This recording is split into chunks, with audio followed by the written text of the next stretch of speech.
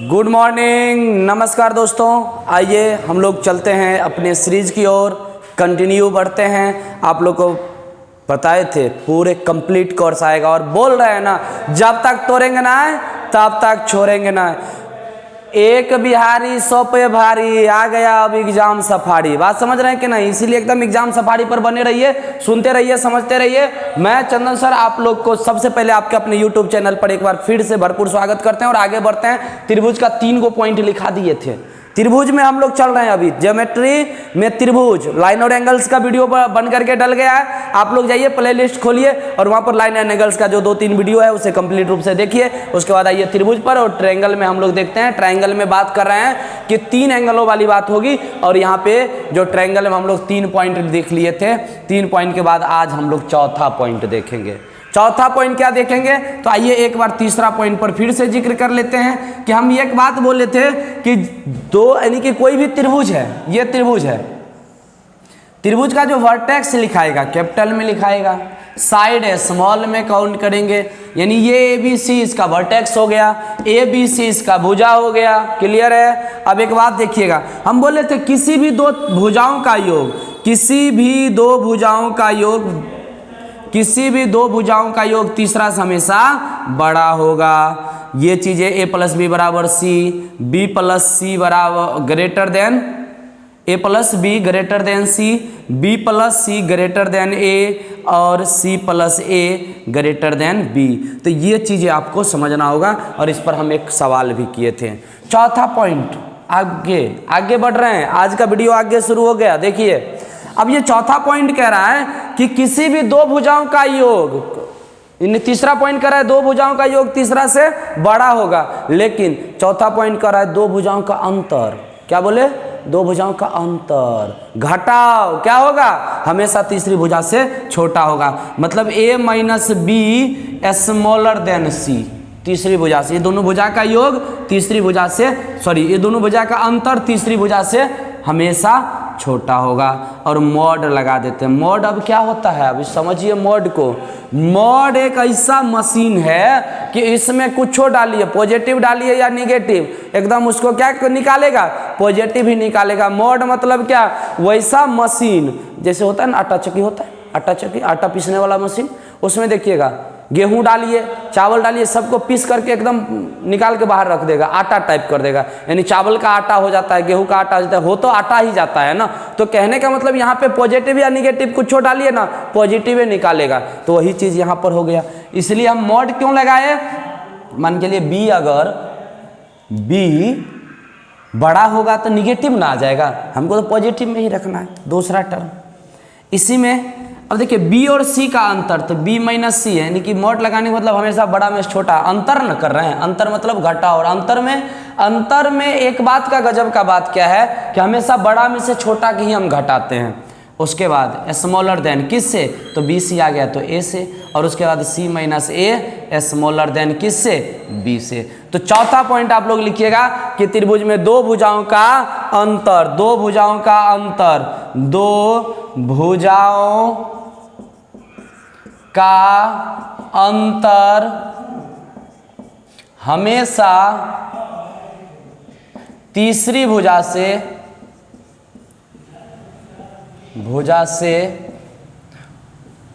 छोटा होता है, छोटा होता है। और इस बात को लिख लीजिए। बात क्लियर हुआ कि नहीं? दो बातें, एक योग हमेशा बड़ा होगा और अंतर हमेशा छोटा होगा। और इस पर बहुत सारे सवाल भी आते हैं। तो ये 4 पॉइंट था जिसे हम लोग को समझना था। अब आइए त्रिभुज को हम लोग डिवाइड करते हैं किस किस आधार पर। इसे मिटा लें, चलिए मिटाते हैं, चीज को आगे बढ़ाते हैं। देखिए त्रिभुज को अब हम लोग बांटेंगे, तो त्रिभुज का बंटवारा ना 2 प्रकार से होता है। एक होता है कोण के आधार पर और एक होता है भुजा के आधार पे। एक होता है कोण के आधार पे, एंगल के आधार पर, और दूसरा होता है भुजा के आधार पर, साइड के आधार पर। तो सबसे पहले हम जो त्रिभुज को बांटेंगे 3 पार्ट में ही बंटता है ये।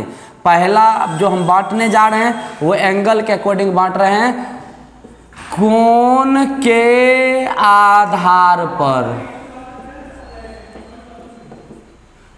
ट्रायंगल को 3 पार्टों में डिवाइड हो करेंगे, किसके अकॉर्डिंग? एंगल के अकॉर्डिंग। किसके अकॉर्डिंग? एंगल के अकॉर्डिंग। एंगल के अकॉर्डिंग ये कितने पार्ट में डिवाइड हो जाएंगे? 3 पार्ट में। कौन कौन पार्ट में चलाएगा? तो acute triangle, acute triangle, acute triangle. उसके बाद राइट एंगल ट्रायंगल,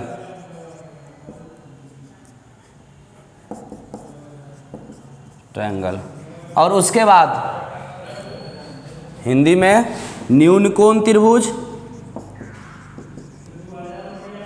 ये त्रिभुज का सिंबल हो गया। यहाँ पे समकोण त्रिभुज और यहाँ पे अधिक कोण त्रिभुज मतलब obtuse angle triangle, obtuse angle triangle यानी अधिक कोण त्रिभुज,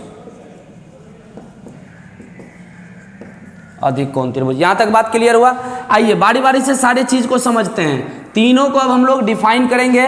देखिए एक्यूट ट्रायंगल क्या होता है? इसमें प्रत्येक कोण जो होगा, प्रत्येक कोण वो 90 डिग्री से छोटा होगा। प्रत्येक कोण क्या होगा? 90 डिग्री से छोटा होगा। तो पहला पॉइंट में लिखेंगे आप लोग, प्रत्येक कोण 90 डिग्री से छोटा होता है, छोटा होता है 90 डिग्री, यानी कि 90 डिग्री से each angle smaller than 90 degree. सभी एंगल जो है वो किससे छोटा होता है? 90 डिग्री से। इसमें आ जाइए, इसका जो आकृति बनेगा, इसका जो फोटोआ बनेगा, खींच मेरी फोटो, वो बन जाएगा। देखिए ए बी सी, इसमें एक कोण क्या होगा? 90 डिग्री होगा। तो इसका पहला पॉइंट, एक कोण 90 डिग्री के बराबर होता है, एक कोण 90 डिग्री के बराबर होता है।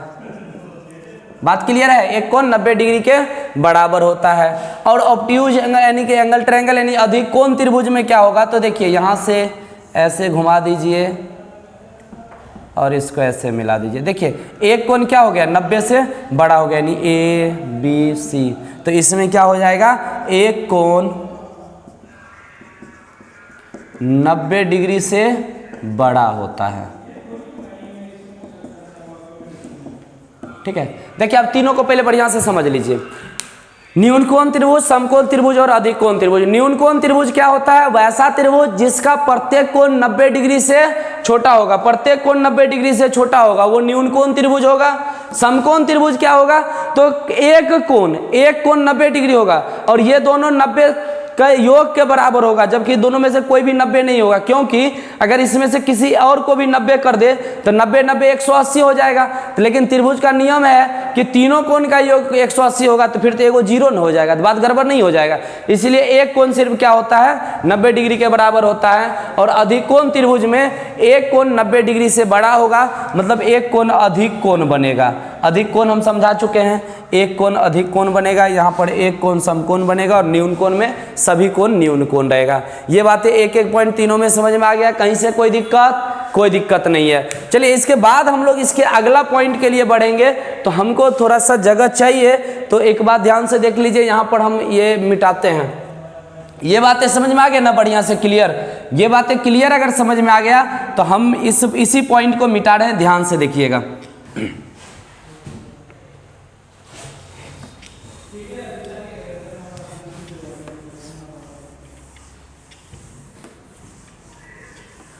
देखिए यहां से बात जरा कर ले हम। न्यून कोण त्रिभुज, समकोण त्रिभुज और अधिक कोण त्रिभुज।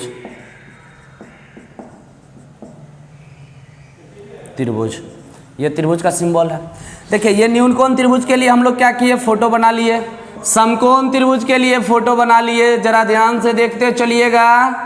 समकोण त्रिभुज यानी एकदम 90 डिग्री यहाँ पे बनना ही बनना है। और अधिक कोण त्रिभुज मतलब ऐसे। थोड़ा सा आकृति आप लोग देखते चलिएगा, क्योंकि आप लोग को भी पता है कि हम कितने बढ़िया फोटो फ्रेमिंग करते हैं। तो थोड़ा बहुत भागेगा इधर उधर, संभाल लीजिएगा आप लोग। देखिए ए है, बी है, सी है, ए है, बी है, सी है, ए है, बी है, सी है। यहाँ पे ये 90 डिग्री से बड़ा होगा, ये 90 डिग्री होगा, और यहाँ पे प्रत्येक कोण क्या होगा 90 से छोटा होगा। ये बात क्लियर हो गया। दूसरा पॉइंट हम लोग समझते हैं। अब एक बात बताइए, अगर तीनों भुजा हमको दिया हुआ है ए बी सी, अगर तीनों भुजा दिया हुआ है, तीनों भुजा दिया हुआ है, तो हम लोग क्या करेंगे, ध्यान से देखिएगा। ये लास्ट पॉइंट, इस पॉइंट को बढ़िया समझिएगा, बहुत खतरनाक पॉइंट है। अगर ये पॉइंट समझ गए ना तो समझिए कि आपके एकदम क्या बताए, गजब की बातें अब ये बताने जा रहे हैं। बड़ा ध्यान से सुनिए, समझिए, और इसका बहुत बढ़िया यूज है, अभी आगे क्वेश्चन में यूज करेंगे। अगर तीनों साइड हमको दे दे किसी त्रिभुज का, किसी भी त्रिभुज का तीनों side they they A B C, और हमको कहे कि बताइए ये कौन सा त्रिभुज है, और एंगल वाला में पूछेगा कि तीनों साइड दे दिया, कहेगा बताइए ये न्यून कोण त्रिभुज है, समकोण त्रिभुज है कि अधिक कोण त्रिभुज है। तीनों साइड दे देगा, अब पूछ लेगा हमसे कि बताइए ये कौन सा त्रिभुज है। तो एक बात अब भी समझ लीजिए, बढ़िया से माइंड में सेट कर लीजिए कि सबसे बड़ा भुजा का वर्ग, सबसे बड़ा भुजा का वर्ग शेष दो भुजा के वर्ग से छोटा होगा। सबसे बड़ा भुजा मान लीजिए हम बी मान लेते हैं, तो बी का जो स्क्वायर होगा, यानी इसको पहले लिख लीजिए, सबसे बड़ा भुजा का वर्ग शेष, सबसे बड़ा भुजा का वर्ग शेष दो भुजा के वर्ग से छोटा होगा, छोटा होगा। ठीक है, दो इसी में अब समकोण वाला में देखिएगा, समकोण में दूसरा पॉइंट, सबसे बड़ा भुजा का योग, सबसे बड़ा भुजा का योग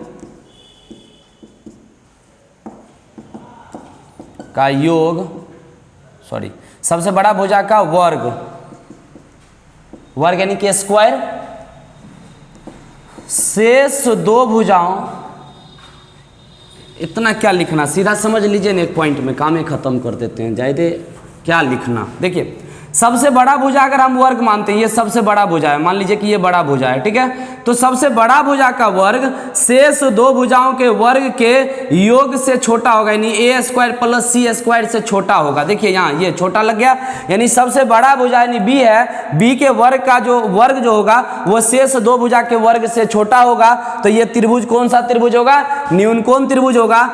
समकोण त्रिभुज में सबसे बड़ा भुजा, तो इसी को ना कर्ण भी कहते हैं, यही बड़ा भुजा आ गया, तो बड़ा भुजा यानी कि इसको कर्ण भी कहते हैं। तो देखिए सबसे बड़ा भुजा का वर्ग शेष दो भुजा के वर्ग के योग के बराबर होता है। देख लीजिए समकोण त्रिभुज वाला में यही ना आप लोग पाइथागोरस पर में पढ़े हैं इतना दिन से कि बी स्क्वायर बराबर ए स्क्वायर प्लस सी स्क्वायर, यानी कर्ण का स्क्वायर बराबर लंब स्क्वायर प्लस आधार स्क्वायर। ये कैसे समझ में आया, तो सबसे बड़ी भुजा का वर्ग शेष दो भुजा के वर्ग के योग के बराबर होगा, तो वो त्रिभुज कौन सा त्रिभुज होगा, समकोण त्रिभुज होगा। और तीसरा नंबर में हम लोग देख रहे हैं, यानी कि ये दूसरा पॉइंट हो जाएगा अधिक कोण त्रिभुज में। अधिक कोण त्रिभुज में क्या हो जाएगा, तो सबसे बड़ा भुजा का वर्ग बड़ा होगा शेष दो भुजा के वर्ग के योग से। यानी देखिए इसको माइंड में सेट कर लीजिए, और इसका आज का क्लास यहीं पे हम समाप्त करेंगे, इसी पॉइंट को समझा के। चीज को समझ लीजिए बढ़िया से,